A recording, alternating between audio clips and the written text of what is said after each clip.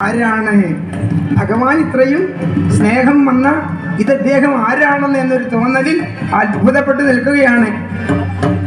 അത് കഴിഞ്ഞാണ് കൃഷ്ണൻ അവരോട് കാര്യങ്ങളൊക്കെ പറയുന്നു. എന്നിട്ട് നല്ല ഭോജനം കൊണ്ടുവന്നു. കഴിക്കൂ സുധാമാവ്.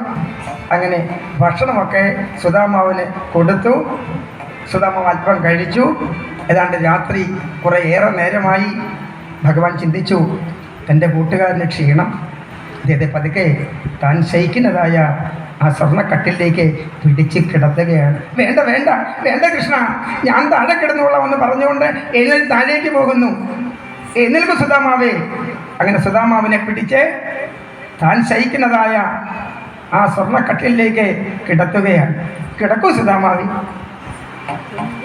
അങ്ങനെ എന്നിട്ട് രുക്മിണിയും കൃഷ്ണനും താഴെ അങ്ങനെ കുറച്ചു നേരം ഇരിക്കുകയാണ്. ആ സുധാമാവിൻ്റെ ഉറക്കം കാണാൻ വേണ്ടി ആനന്ദത്തോടുകൂടി ഇരിക്കുന്ന, പക്ഷേ സുധാമാവിന് ഉറക്കം വരുന്നില്ലേ? കാരണം ഭഗവാൻ താഴെ, താൻ മുകളിൽ. അങ്ങനെ ചിന്തിച്ച് ദുഃഖിതനായ ആ സുധാമാവിനെ പതുക്കെ ഒന്ന് തലോടി. ആരെ? ഭഗവാൻ കൃഷ്ണൻ തലോടി. അതോടുകൂടി സുധാമാവ് ദിനവും രാമമുഹൂർത്തത്തിൽ ഉണരുന്ന സുധാമാവ് ഉണർന്ന് പ്രഭാത കർമ്മങ്ങളെല്ലാം നിർവഹിച്ചു. കൃഷ്ണനോട് യാത്ര പറയാൻ പോവുകയാണ് സുധാമാവ്. കൃഷ്ണ, എന്നെ യാത്രയാക്കണം. ഇനിയും ജീവിതത്തിൽ ഒരാഗ്രഹവും എനിക്കില്ല.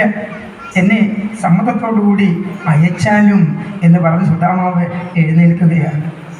നടച്ചൊന്നു ധ്യാനിച്ചാൽ തെളിയുന്നു കൺമുന്നിൽ ദിവ്യ ചൈതന്യരൂപം.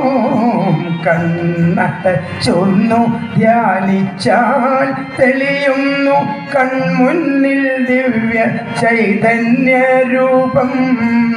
കൃഷ്ണ ഹരേ ജയ കൃഷ്ണ ഹരേ ജയ കൃഷ്ണ ഹരേ ജയ കൃഷ്ണ ഹരേ. ഭഗവാനെ വീണ്ടും നമസ്കരിച്ചു. കൃഷ്ണ, എന്നെ യാത്രയാക്കൂ ഭഗവാനെ. മുന്നോട്ട് അല്പദൂരം പോയി. എന്നിട്ട് ഒന്ന് തിരിഞ്ഞു നോക്കി.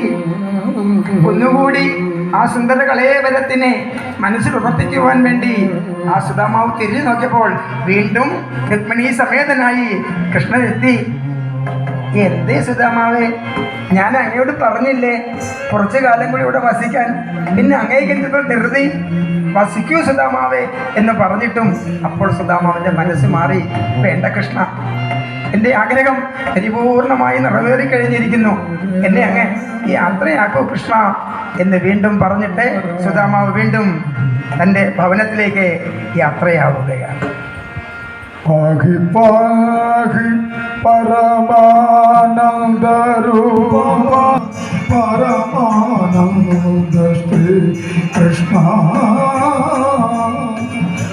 ആശ്രിതവത്സല അഭയപ്രദ ആനന്ദരൂപ കൃഷ്ണ.